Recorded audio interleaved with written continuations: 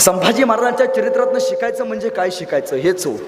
शिवाजी महाराजांनी काय केलं तर शिवाजी महाराजांनी उभ्या आयुष्यात एकही दुर्ग, एकही गडकिल्ला कधीच त्या गडकिल्ल्यावरती एखादी चुकीची गोष्ट नाही केली.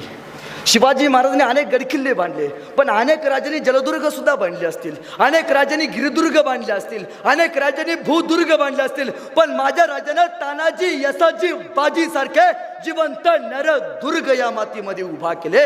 एक एक माणूस मातीसाठी मारायला तयार व्हायचा. ही जिगर या सह्याद्रीमध्ये शिवाजी महाराजांनी, संभाजी महाराजांनी पेरली. पुढे 9 वर्षाचं वय झालं संभाजी महाराजांचं. व संभाजी महाराज त्यावेळी मिर्झा राजा जयसिंह नावाचं संकट या स्वराज्यावरती आलं.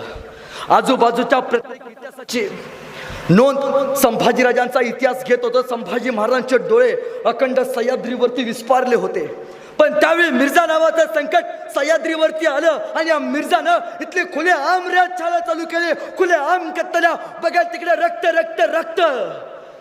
शिवाजी महाराजांना आपला मतदारसंघ नाही वाचू वाटला.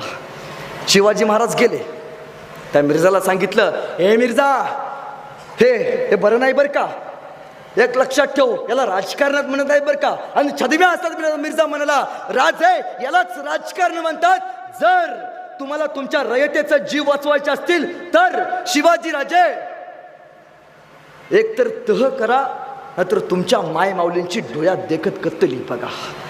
शिवाजी महाराजांनी आपल्या रयतेसाठी तह करायचा ठरवला आणि तहात शिवाजी महाराजांनी 23 किल्ले बहाल केले. 16 किल्ले उरले. सगळे म्हटले संपलं, आता काही नाही याच्या